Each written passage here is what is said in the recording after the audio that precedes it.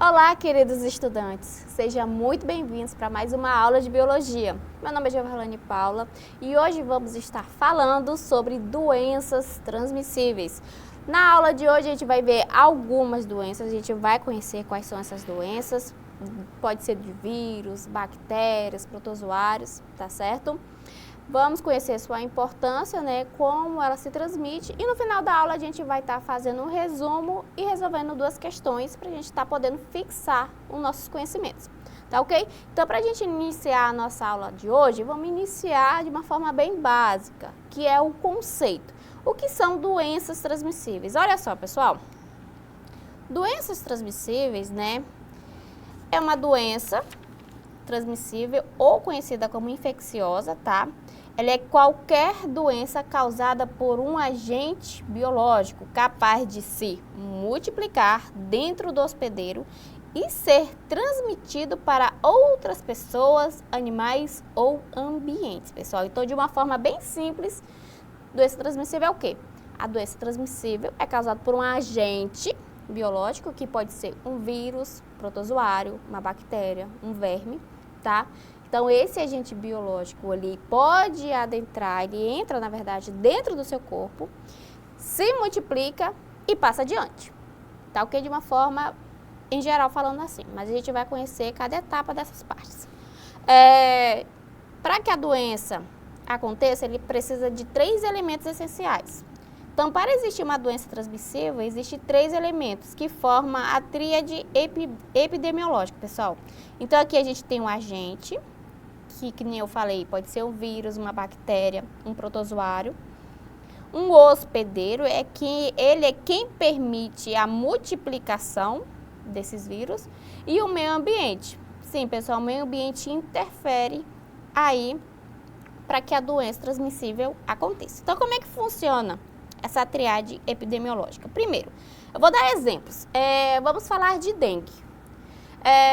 Eu vou fazer a prevenção da dengue e eu vou mexer em que parte, em que elemento? Vou mexer no meio, né, em que ele vive. Por exemplo, eu vou deixar as caixas d'água limpa, não vou deixar água parada, que é onde a proliferação de dengue acontece.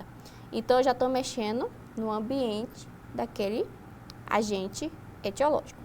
Se no caso uma pessoa está tomando vacina, eu estou mexendo em que parte desses elementos? Eu vou mexer no hospedeiro, pessoal.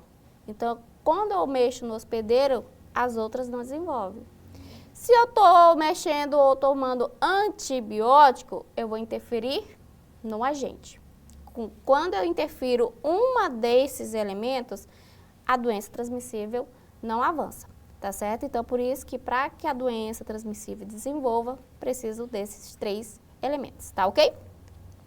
Vamos falar agora da diferença entre doenças transmissíveis e doenças contagiosas. Tem diferença, tá, pessoal? Até é importante vocês saberem dessas diferenças para quando chegar na prova vocês já tenham um conhecimento melhor. Olha só, doença transmissível é o quê? Quando o agente passa de um indivíduo para o outro, podendo envolver intermediários, pessoal. Guarda essa parte aqui, envolver intermediário.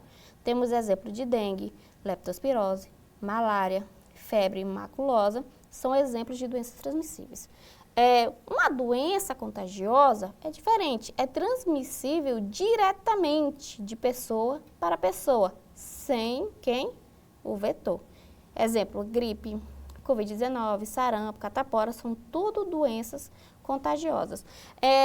Colocando em exemplo esses conceitos, por exemplo, uma pessoa que está com dengue, você sabe que aquela pessoa está com dengue, você vai lá e abraça ela. Você pegou dengue? Não pegou dengue. Então, ela não é uma doença contagiosa. E uma pessoa com Covid? Você vai lá e abraça uma pessoa com Covid. Você pegou Covid? Pegou. Então, é uma doença contagiosa. Então, tem essa diferença. Para a pessoa pegar dengue, ela precisa do vetor. Quem é o vetor? O mosquito.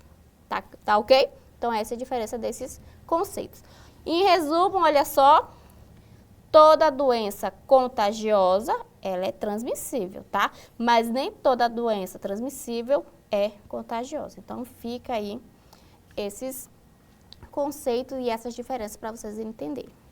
Então, seguindo aqui, a gente vai falar como é que ocorre a transmissão. temos os modos de transmissão. Temos a transmissão direta e a indireta, tá? A transmissão direta é através de gotículas respiratórias, espirro e tosse, pode-se estar pegando essas doenças contagiosas. Através de aerosóis, que são partículas minúsculas que ficam suspensas no ar. Contato físico, pele, beijo, secreções. Transmissão vertical, que é da mãe para o bebê, também ocorre esse tipo de transmissão. E contato com o sangue. Já na transmissão indireta, a gente vai ter aqui o vetorial, que nem eu falei, vai precisar do vetor. No caso, o mosquito da dengue, o rato, que pode estar transmitindo leptospirose, tá? Então, essa é uma transmissão indireta.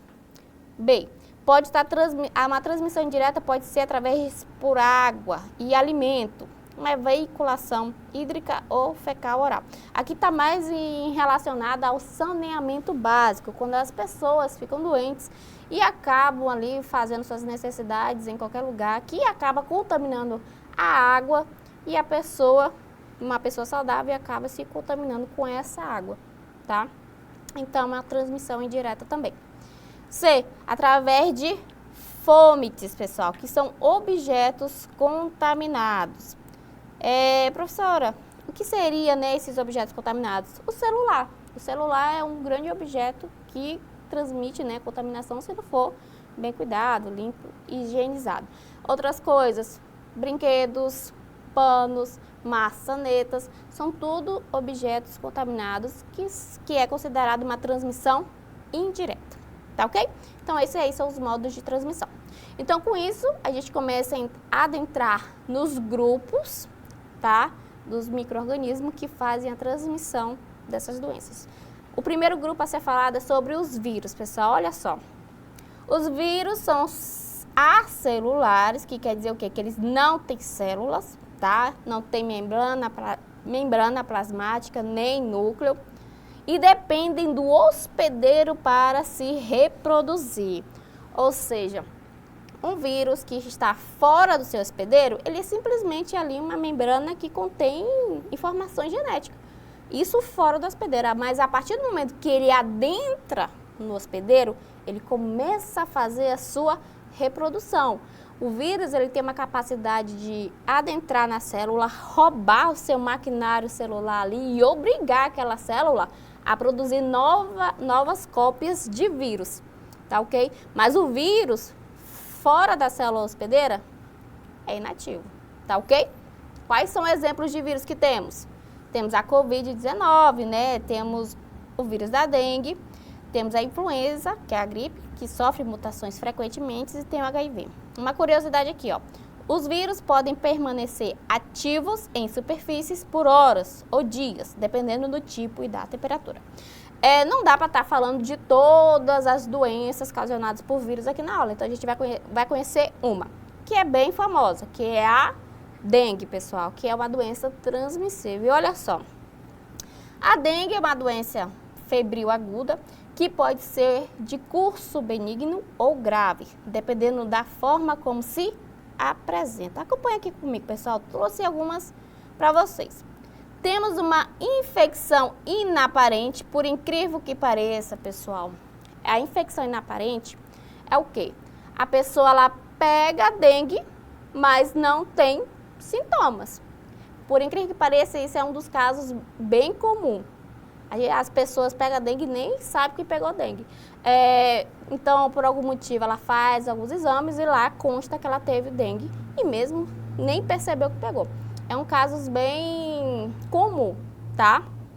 Temos o conhecido dengue clássico, é aqui onde começa a aparecer os sintomas, febre alta, dores no corpo, dores atrás dos olhos, manchas vermelhas, um cansaço intenso, tá? Ela não é considerada grave comparada aos outros, tá? Mas ela requer cuidados, hidratação, acompanhamento médico, tá? A dengue clássica. Temos a febre hemorrágica, que é a hemorrágica da dengue. Aqui já começa a ficar de alto risco, começa a aparecer outros sintomas, por exemplo, manchas roxas, sangramentos na gengiva, no nariz. Ela, se não for tratada rapidamente ela pode ser fatal, tá? E continuando aqui, a dengue ainda consegue ser pior do que as outras, conhecida como a síndrome do choque da dengue. Quando é que chega esse caso? A síndrome do choque é quando a pessoa, ela entra em choque realmente a partir do momento quando ela começa a perder muito líquidos e a queda da pressão arterial vem, tá? Mesma coisa, se não for tratada e levada imediatamente ao médico, pode ser fatal, tá? Então, a dengue tem essas 4 fases aí. O vetor, quem é que transmite a dengue? São os mosquitos Aedes aegypti, tá? Ou aqui o agente etiológico, ele é um vírus de RNA, arbovírus do gênero Flavivírus, e são conhecidos 4 sorotipos de dengue, pessoal. DEN1, DEN2, DEN3 e DEN4. Sim, pessoal, tem 4 tipos de dengue. Se você pega, por exemplo, a DEN1, vai produzir anticorpos, tá? Sarando ali, perfeito, mas você vai ficar imune apenas a dengue 1. Os outros 3 não vai ter anticorpos para eles. Então, a partir do momento, em algum momento, infelizmente, você pega de novo a dengue, aí começa a complicar. Pode ser até desenvolver a dengue hemorrágica. Por quê? Porque o nosso corpo começa a sofrer uma amplificação demasiadamente exagerada de anticorpos. Tá ok? Então, o seu corpo começa a sofrer. É por isso que falam que pegar a dengue pela segunda vez pode ser pior. Não, pode ser não, é pior. Tá ok? Muitas vezes fatal, desenvolvendo aí a dengue grave. Tá? Então, conhecendo aí um pouco a dengue. Continuando, a gente começa a partir para o outro grupo, que é o grupo das bactérias. Olha só. Bactérias são organismos unicelulares com vida independente. Temos exemplos aí de bactérias: tuberculose, a cólera, meningite, leptospirose, todas as doenças ocasionadas aí por bactérias. Uma curiosidade, pessoal, a resistência bacteriana a antibióticos é hoje uma das maiores ameaças à saúde global. Por quê? Porque muitas pessoas acabam usando os antibióticos de maneira incorreta. Essa maneira incorreta acaba matando bactérias sensíveis e deixando as bactérias resistentes vivas. E isso é um problema para a nossa saúde. Tá? Só uma curiosidade aí que eu trouxe para vocês. Vamos escolher uma doença e falar dela? Vamos falar da leptospirose, pessoal. Como é que acontece? Olha só. Aqui está o ciclo da transmissão, tá certo? São através dos ratos, tá? Que são os principais portadores da bactéria leptospira nas áreas urbanas, ok? Então, a doença é transmitida pela urina dos ratos infectados. A infecção ocorre por contato com a urina do animal infectado com água contaminada. Isso acontece muito em áreas alagadas, né, quando acontecem enchentes. Então, o solo, água e alimentos, eles são contaminados por essas bactérias, tá? Então, olha só, é uma doença transmissível, não contagiosa, ok? Frequentemente associada a enchentes, lixo e saneamento precário. Então, como a bactéria age no corpo, pessoal? A leptospira, ela consegue atravessar a pele rapidamente, cair na corrente sanguínea, migrar para os órgãos como fígado, rins e pulmões. Então, são muitos órgãos aí que são afetados, tá? Então, ela provoca lesões capilares, inflamação, necrose de células hepáticas e renais e predisposição a hemorragias, tá? Então, essa aí é uma doença transmissível ocasionada por uma bactéria, tá ok? Terceiro grupo, vamos falar de protozoários. Olha só, organismos unicelulares e eucariontes. Exemplos de doenças ocasionadas por protozoários: malária, chagas, leishmaniose. A curiosidade aqui, a malária ela já matou mais pessoas ao longo da história do que todas as guerras somadas. Olha só, né, pessoal? Uma estatística até absurda, né? Mas é verdade. Então, vamos falar de uma doença. Vamos falar da doença de Chagas, ou doença do barbeiro, pessoal. Olha o ciclo aí da doença. O barbeiro, tá aqui o barbeiro, ele pica uma pessoa infectada com parasita. Olha só, quando ele pica uma pessoa, ele não está infectando a pessoa através da picada, é ele que se infecta primeiro, tá ok? O parasita entra no intestino do barbeiro e começa a se produzir. Tá aqui, ó, começa a se produzir no intestino. Esse aqui é o indivíduo que começa a se produzir dentro do barbeiro, Trypanosoma cruzi, tá?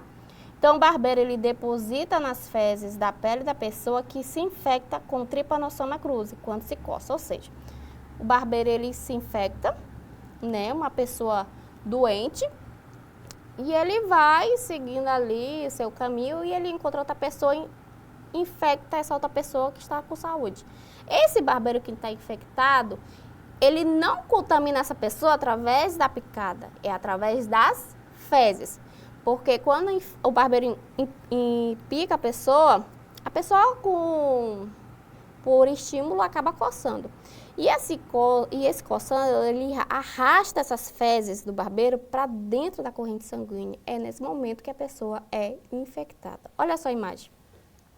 Então, o barbeiro, ele faz as fezes ali na pele humana, a pessoa coça e o protozoário entra na corrente sanguínea e depois segue ali para o tecido muscular da pessoa, tá certo?